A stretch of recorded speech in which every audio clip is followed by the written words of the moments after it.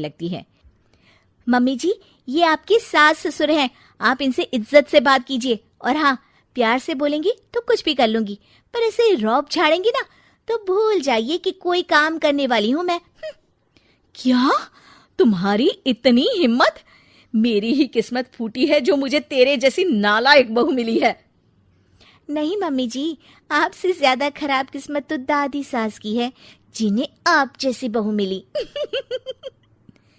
आशा ये सुनकर तिलमिला उठती है। क्या कहा तुमने? आशा मेघा का हाथ पकड़ती है और कमरे से बाहर ले जा रही होती है। तभी वहां रोहित आ जाता है और मेघा उसे देखकर रोने का नाटक करने लगती है। देखिए देखिए आपकी माँ मुझ पर कैसा अत्याचार कर रही है। मैंने इनसे कहा कि सासू माँ, मैं खाना बना देती हूँ, बस थोड़ा टाइम लगेगा, तो मेरा हाथ पकड़कर कैसे मुझे घसीट कर लेकर जा रही है।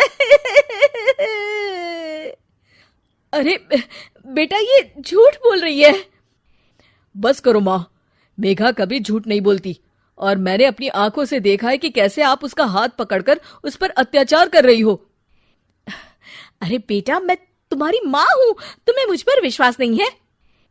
मेघा मेरी पत्नी है, उसका मेरा साथ तो जीवन भर का है और मैं उसी का साथ दूंगा। गलती आपकी है, आप ही सुधर जाइए माँ।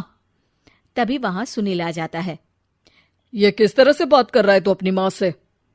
पापा, आप तो रहने ही दीजिए। दादा दादी से आप किस तरह से बात करते हो देखा है मैंने। चलो मेघा। रोहित और मेघा वहां से चले जाते हैं। इस डायन ने तो मेरे बेटे पर कुछ जादू कर दिया है। देखो कैसे अपने माँ बाप से बात कर रहा है। एक दिन रोहित सुनील के पास आता है और कहता है, पापा, पिछले महीने आपने जो ये अपने कमरे के लिए नया एसी लिया, मुझे बताया क्यों नहीं? अरे इसमें तुझे क्या बताना?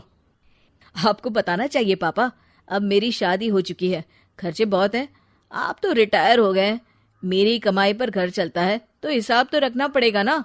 और वैसे भी आप लोगों को एसी की क्या जरूरत थी, पंखा ही काफी था आप लोगों के लिए। आशा को याद आता है कि कैसे उसने अपने सास ससुर के साथ बुरा बर्ताव किया था। ये सब हमारे ही कर्मों का नतीजा है। हमने सासू माँ और ससुर जी के साथ कितना बुरा बर्ताव किया, इसीलिए हमारे बहू बेटे भी हमारे साथ ऐसा कर रहे हैं। तुम सही कह रही हो आशा, हमने माँ और पिताजी के साथ बहुत गलत किया। रोहित उनकी बातें सुन लेता है और खुश हो जाता है। मेघा, मम्मी पापा को अपनी गलती का एहसास हो गया है। ये तो बहुत अच्छी बात है, मतलब अब हमें ये नाटक खत्म कर देना चाहिए। नहीं, बस एक आखिरी बार नाटक और करना होगा, ताकि ये दोनों दादा और दादी जी से अपने किए की माफी मांग ले। अगले दिन सभी हॉल में बैठे होते हैं, तभी रोहित और मेघा वहां आते हैं। मम्मी, मैं सोच रहा था, मतलब मैं और मेघा सोच रहे हैं कि। मम्मी जी ये कहते हुए जरा शर्मा रहे हैं, मैं ही बता देती हूँ। हम सोच रहे थे कि आप दोनों को वृद्धाश्रम भेज दें। आशा और सुनील ये सुनकर दंग रह जाते हैं।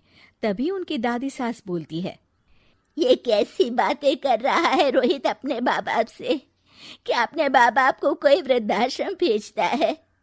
क्यों दादी, आपको भी तो ये लोग वृद्धाश्रम भेजने की धमकी देते रहते थे, तो आज इन्हें खुद ही चले जाना चाहिए। ये सुनकर सुनील और आशा शर्मिंदा हो जाते हैं। तू सही कह रहा है बेटा, हमने अपने माँ बाप का ख्याल नहीं रखा। हाँ, हमें कोई हक नहीं है यहाँ रहने का, चले जाते हैं हम। हमें माफ कर दीजिएगा सासू माँ और ससुर जी, हमने आप लोगों के साथ बहुत गलत व्यवहार किया। हाँ माँ जी, पिताजी, हमें माफ कर दीजिएगा। ये देखकर रोहित और मेघा खुश हो जाते हैं। आप लोग कहीं नहीं जाएंगे, आप लोगों को वृद्धाश्रम भेजने का मैं सोच भी नहीं सकता। ये तो मैं और मेघा नाटक कर रहे थे ताकि आप लोगों को अपनी गलती का एहसास हो। आशा और सुनील को अपनी गलती का एहसास होता है और वो सब एक खुशहाल परिवार की तरह रहने लगते हैं।